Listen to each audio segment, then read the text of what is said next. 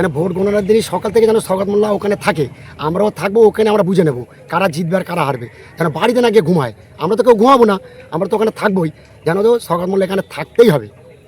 যদি go back মারে আমরা আইএসএফের তরফ থেকে মিছিল সহকারে সওগাত মোল্লাকে আমরা ভাঙড়ে দাঁড় করাবো এবং তাকে হাতে না ধরে পায়ে ধরে আমরা বলবো তুমি ভাঙড়ে দাঁড়াও ভাই, তোমাকে লক্ষাধিক ভোটে যদি হারিয়ে না বাড়ি পাঠাতে পারি আমরা আইএসএফ দলটা কোনোদিন করবো না।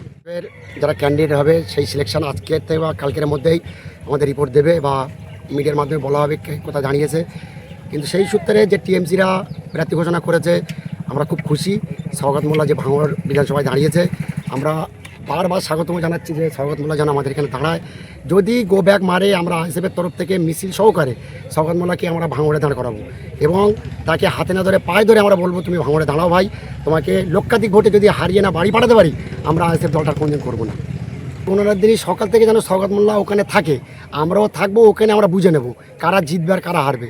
যেন বাড়িতে না গিয়ে ঘুমায়, আমরা তো কেউ ঘুমাবো না, আমরা তো ওখানে থাকবোই, যেন তো সওগাত মোল্লা এখানে থাকতেই হবে।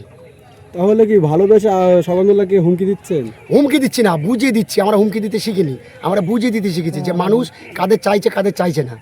মানুষ ভোট দেবে, কারা জিতবে তারা বুঝে নেবে। আরাবুল সাহেব দলে এসে বলে কি এই সাহসটা কি আপনাদের বেশি আছে? না, আমরা আগাগোড়াই সাহস। আরাবুল তো কালকে এসেছে, আরাবুল দাকে আমরা ভালোবাসি, আমরা আরাবুল দাকে একেবারে ঘৃণার চোখে দেখি না। আরাবুল দার নিজ্ঞাত ভালো লোকই ছিল, ওই জন্যই দল অনেক কিছু ভেবে মত অনুসারে নিয়েছে। কিন্তু আরাবুলদা এরকম কোনো কুকীর্তি করেনি যে লাশের রাজনীতি। আরাবুলদা রাজনীতি করেছে সতের রাজনীতি। সেই আরাবুলদা আমাদের দলে এসছে, আমরাও খুশি। আমাদের প্রাণপ্রিয় বড় ভাইজান ছোটো ভাইজান দুজনা সমর্থন করে মেনে নিয়েছে। তো আমরা মঙ্গলবারে মিছিল সহকারে দাদার কাছে যাবো, আরাবুলদার কাছে যাবো, তাকে স্বাগত জানাবো, ফুলের তোড়া দিয়ে মিষ্টি মুখ করে আমরা বিজয় মিছিল করে বাড়ি আসবো। আমরা মঙ্গলবার বিকালে যাচ্ছি আরাবুলদার বাড়িতে। কতটা মানুষ নিয়ে যাবেন? বা মানুষ আমরা ওই 100 মানুষ নিয়ে যাব, মিছিল সহকারে যাব, রং মেখে। বাজনিও নিয়ে যেতে পারি, নাও নিয়ে যেতে পারি, এটা আমাদের ভাইজান আদেশ আছে, বাজনি চলে না।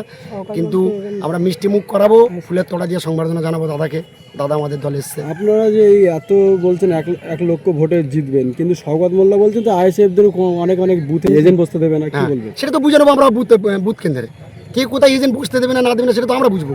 কার এজেন্ট কে বসাবে সেটা আমরা বুঝে নেবো। তুমি কীভাবে এজেন্ট বসাবো তুমি তোমার চিন্তাটা করো, আমাদের এজেন্ট তো বুঝবো আমরাই। আমার দায়িত্ব 137 নম্বর বুথ, কোনো মাইলাল থাকে তো আমার এজেন্ট থেকে বসে তুলে দেখি। আমি নিজে তো বুথ এজেন্ট, বুথের সভাপতি বুথ এজেন্ট। আমাকে একবার তুলে দেখাক, সেদিন থেকে বলো যে টিএমসিটা সব ঠিক আছে, হিজড়ে বানিয়ে দেবো যদি বুথের থেকে এজেন্ট তুলতে পারে।